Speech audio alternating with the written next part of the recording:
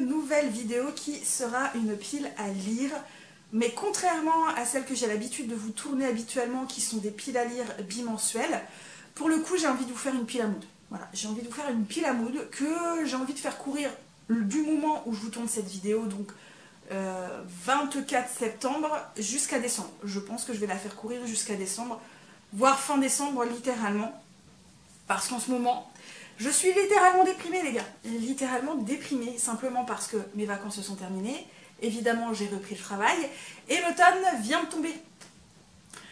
Autant vous dire que l'automne n'est pas du tout ma saison préférée. Hein. Je sais que dans le milieu un petit peu BookTok, BookTube, Bookstagram, c'est un petit peu la saison préférée de se mettre chez soi, de se calfreutrer, de faire un petit peu cocooning et de bouquiner. Bah moi c'est pas le cas. Autant j'adore bouquiner toute l'année, autant du cocooning j'aime bien de temps en temps, mais moi le cocooning c'est plus l'hiver que l'automne. L'automne c'est déprimant, voilà. Pour moi l'automne c'est déprimant, c'est vraiment pas ma saison préférée, puisque ma saison préférée c'est le printemps. Voilà, c'est littéralement le printemps, hein, comme beaucoup.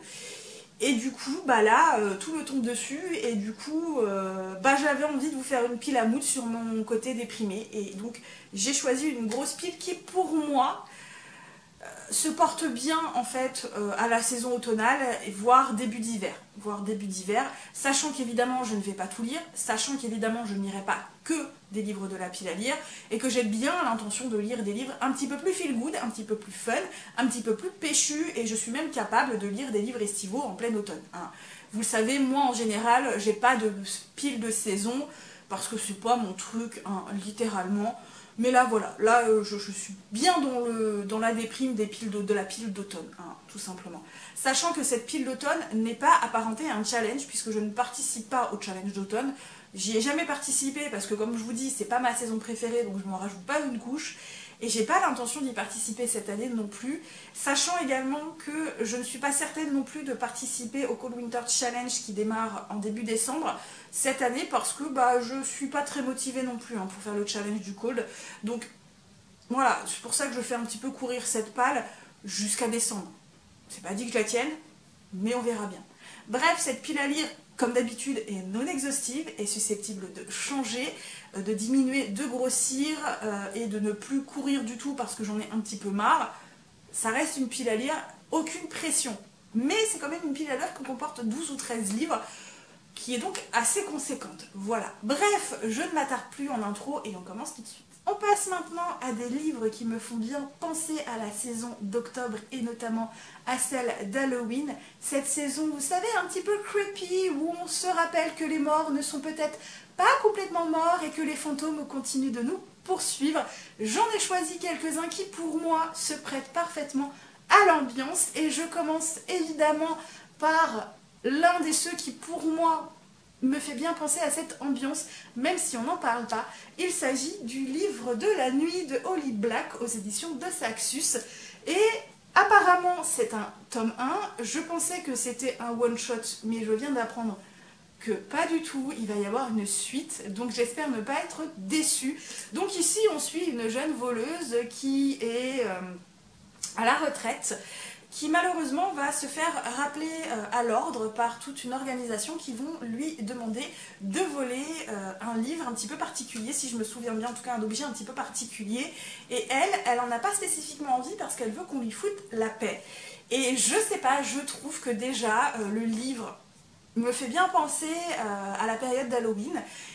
Et le personnage et l'ambiance, j'espère qu'on va le retrouver dedans parce qu'il me fait bien envie de le lire en ce moment. Bonne période pour moi, donc à voir. Je pense que c'est un petit peu la bonne période pour ce livre. Il s'agit du coup du tome 1 du Sorcier de l'Empire, donc Arras Obscura de François Baranger aux éditions de Noël dans leur collection Lune d'encre. Donc ici on est dans de la fantaisie et on est à l'époque napoléonienne et il y a des orbres noirs qui détruisent un petit peu tout, hein, littéralement autour d'eux, et on va donc suivre un mercenaire qui était anciennement soldat au service de Napoléon et une sorcière, il me semble, qui vont essayer de résoudre le mystère de ces ombres noires, enfin de ces orbres noirs un petit peu effrayantes dont personne n'arrive à se débarrasser, sachant qu'également Napoléon s'est accoquiné à un sorcier bien sombre et qu'il a plus ou moins vaincu tous ses grands ennemis. Voilà.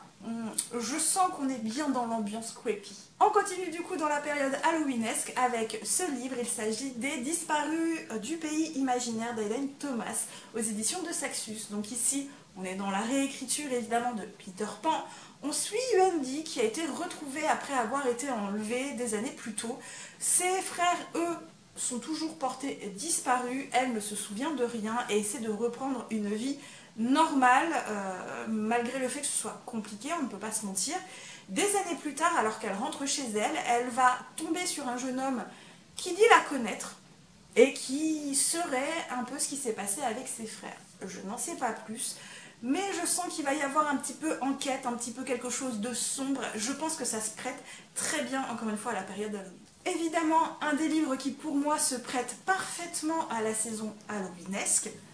On parle de celui-ci qui est donc La vie invisible d'Eddie Larue de Vie Schwab aux éditions Lumen, dans cette édition collector de toute beauté.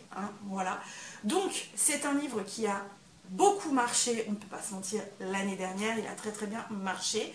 Et j'ai hâte de le découvrir. Donc ici, rappel, on suit une jeune fille dont je ne sais plus le nom, qui a noué un pacte avec un démon, il me semble, et qui, depuis ce pacte, malheureusement, personne ne se souvient jamais d'elle, puisque elle peut discuter avec vous, là, maintenant, vous vous retournez, et bien c'est bon, elle a disparu de votre esprit. Et donc cette jeune fille vit depuis des siècles avec ce fardeau qui lui pèse dessus jusqu'au jour où elle rencontre un jeune homme qui, lui, se souvient parfaitement d'elle. Voilà, je n'en sais pas plus, mais déjà la couverture, mais elle se prête vraiment à la saison.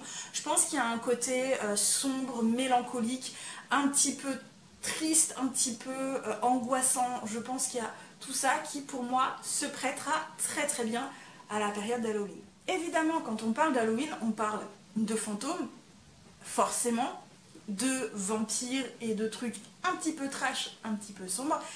Je ne pouvais donc pas passer à côté du tome 2 de Guide pour Nécromancien en herbe. Donc ici, comment revendiquer l'âme d'un mort-vivant de Hayley Edwards aux éditions Bookmark dans leur collection Urban Fantasy. J'avais lu le tome 1 il y a quelques temps, que j'avais beaucoup aimé. On y suit une jeune femme qui a la particularité d'être nécromancienne et qui a été enfermée en prison pour un crime qu'elle n'a pas commis. Suite à sa liberté, elle essaie de reprendre une vie normale. Sauf que les problèmes lui tombent un peu dessus sans qu'elle les demande à personne et elle doit bien faire avec. J'avais adoré le tome 1, notamment pour la maison qui est vivante et tout ce qui se passe à côté. Donc j'ai hâte de découvrir le tome 2, sachant qu'il est probable que je relise le tome 1 parce que ça fait très longtemps que je l'ai lu et que j'ai quand même peut-être pas mal oublié de choses et que je voudrais bien me les remettre en tête. Mais voilà, je pense que ça se prête très bien à la saison. Et pour la saison d'Halloween, je termine avec le tome 2 de Médium et Plombier, donc Mariage et tentative de meurtre de J.L. Mello aux éditions, encore une fois, Bookmark dans leur collection MM. Encore une fois, j'ai lu le tome 1 il y a très longtemps, donc il est probable que je le relise pour me le remettre en tête et pouvoir me lancer dans le tome 2. Donc ici, on suit un plombier et un flic qui, encore une fois, veut se retrouver dans une mouise pas possible puisqu'ils vont devoir résoudre un meurtre. Et il me semble, si je me souviens bien, le plombier a un petit côté je parle aux morts, si je me souviens bien. Donc pour vous dire que ça fait longtemps, mais bon, je pense que ça se prête bien à la période d'Halloween, tout simplement. On continue du coup par une série de livres qui ne se prêtent pas forcément à la période d'Halloween, mais plutôt dans la saison d'automne, dans sa généralité, vous savez, avec ce côté un petit peu gris, maussade, un petit peu pluvieux, que dis-je, très pluvieux, où on est obligé un petit peu de ressortir les cirés, les parapluies, les capuches et évidemment les bottes de pluie pour éviter de marcher dans les flaques d'eau, et on préfère littéralement rester chez soi pour éviter de finir détrempé. Voilà. Et le livre qui pour moi s'y prête le mieux, c'est celui-ci, donc avec le tome 3 des détectives du Yorkshire, donc Rendez-vous avec le mystère de Julie Chapman, donc ici aux éditions du France Loisirs. Ici, on est parfaitement dans la saison automnale avec le Yorkshire, ces grandes plaines, ces grands prés où il pleut beaucoup, où il fait gris. On est parfaitement pour moi dans la saison automnale, sachant qu'en plus j'ai beaucoup aimé les 2 premiers tomes, que c'est une saga que j'ai très envie de continuer. J'aime beaucoup le personnage de Samson qui reste encore très mystérieux. J'aime également beaucoup le personnage de Delilah, c'est ça ? Delilah ou ouais, c'est ça, Delilah ou Delia, chaque fois je confonds. Et sincèrement, j'ai très envie de le lire pendant la période automnale parce que je trouve qu'il s'y prête à merveille. On continue avec une nouvelle réécriture de contes et il s'agit du premier tome de Guild de Marissa Meyer aux éditions de Saxus, encore une fois. Ici, on est dans une réécriture de contes puisqu'on va suivre... comment elle s'appelle? Une jeune fille qui est maudite hein, et qui a pour habitude de raconter des histoires qui sont évidemment fausses jusqu'au jour où un roi va la croire et va lui dire « tu me racontes une histoire, ça va se réaliser ». Patati et patata, je crois que c'est une réécriture de conte de Rumpelstiltskin. Oh là là, je prononce ça très très mal, alors attendez que je vous dise pas de bêtises. Est-ce qu'on prononce son nom là? Je ne sais pas. Voilà, il y a un côté un petit peu crépi aussi également, mais je pense que ça se prête plus dans la période automne, plus que dans la période Halloween. Voilà, pour moi, mais bon. Vous allez me dire, rien à voir avec la période d'automne, mais je sais pas, moi j'ai bien envie de la lire pendant la période d'automne, hein, littéralement. Il s'agit du premier tome de la duologie de Chasseuse de flammes, donc le sable d'Arawiya de Hafsa Faisal, encore une fois aux éditions de Saxus, sachant que je suis dégoûtée parce que je l'ai déjà vachement abîmé, le hardback. Donc ici il est rayé, là il a pris un coup, mais bon, bref. Donc ici on suit une jeune fille qui s'appelle Zafira, qui est chasseuse. Elle est obligée de se déguiser en homme pour chasser parce que les femmes n'ont pas le droit de chasser. Et elle va rencontrer un assassin et je me souviens plus du reste en fait. Sincèrement, je me souviens plus du reste. C'est plus un univers de 1001 nuits, mais je sais pas. J'ai très envie de le lire en fait pendant la période d'automne. Va savoir pourquoi. Un livre qui me fait également très envie, qui pour moi se prête aussi bien à la période d'automne. Il s'agit du premier tome de la saga des royaumes de Pierre d'Amble, donc l'art du naufrage de Pascal Quiviguier aux éditions Rouergue dans leur collection épique. Sachez que les tomes 1 et 2 sont déjà sortis en format poche et donc évidemment ils sont moins chers que les grands formats. Donc ici on suit un jeune homme qui après 2 ans de balade en mer, on va dire ça comme ça, retourne dans son royaume et il va devoir un petit peu reprendre les rênes. Et le gars, il n'a pas spécifiquement envie, quoi. Voilà, il n'a pas spécifiquement envie. Et il va tomber sur une jeune fille qui cache beaucoup de mystères, il me semble. J'en ai entendu que du bien. Et il me fait super envie. Alors, on parle de milieu marin, on parle de royaume.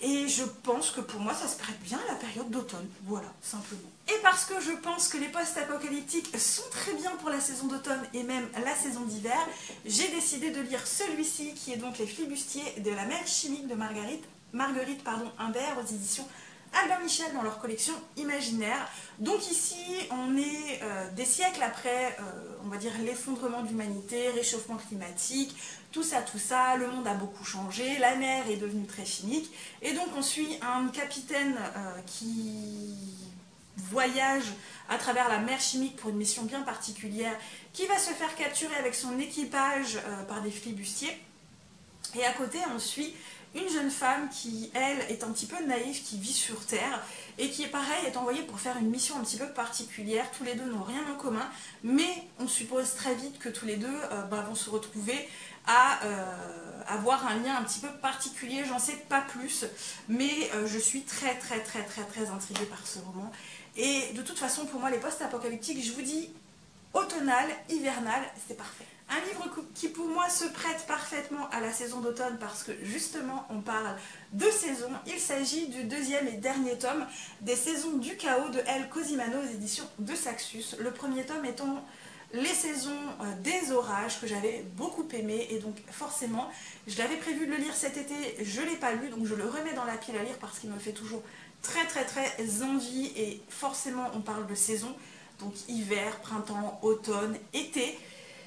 Forcément, pour moi, il se prête à toutes les saisons, ce roman, et donc, évidemment, il se prête aussi à la saison d'automne, et j'ai hâte de les découvrir. Et je termine, du coup, par un livre qui, pour moi, est plus un livre d'ambiance que un livre vraiment de saison automnale. Je pense qu'il y a un petit peu un côté nostalgique, un petit peu mélancolique, qui se balade dans ce roman. Il s'agit donc du dernier magicien de Megan Linlon, donc qui est alias Robin Hobb aux éditions Nemos, et j'aime toujours autant cette couverture. Donc ici on suit un magicien qui erre tous les jours dans les rues de Seattle et qui aide les gens comme il peut hein, avec sa magie, et malheureusement c'est un homme qui a perdu la mémoire, il ne se souvient plus de qui il est, et s'il veut la retrouver et surtout s'il veut sauver Seattle parce qu'apparemment des choses se passent pas très joyeuses, il va devoir affronter son passé s'il veut réussir à affronter son ennemi. J'en sais pas plus, mais il me fait très envie. Et ouais, pour moi, il se prête parfaitement à la saison. Et voilà, j'en ai du coup terminé pour cette pile à lire qui est quand même assez conséquente, mais qui je pense reflète bien mon état d'esprit actuel, qui est de la déprime parce que l'automne est arrivé, l'été est fini, et même si le beau temps persiste, je sais que la pluie va se pointer à un moment ou à un autre, je le sens arriver et ça me déprime à mort. Voilà, donc déprime, livres qui me font passer à la déprime, à la période d'automne, à la période d'Halloween. Voilà, bref, en tout cas, comme toujours, j'espère que cette vidéo vous a plu. Comme toujours, encore une fois, n'hésitez pas à me dire si vous avez lu certains des romans, que vous les avez aimés ou non, pourquoi, comment, tout ça, tout ça. N'hésitez pas, si vous n'avez pas envie de me laisser un énormissime commentaire, les emojis, ça fait toujours plaisir. N'hésitez pas également avec les petits pouces bleus. N'hésitez pas à vous abonner, à me suivre sur d'autres réseaux sociaux si l'envie vous en vient. Moi, comme toujours, je vais vous souhaiter de très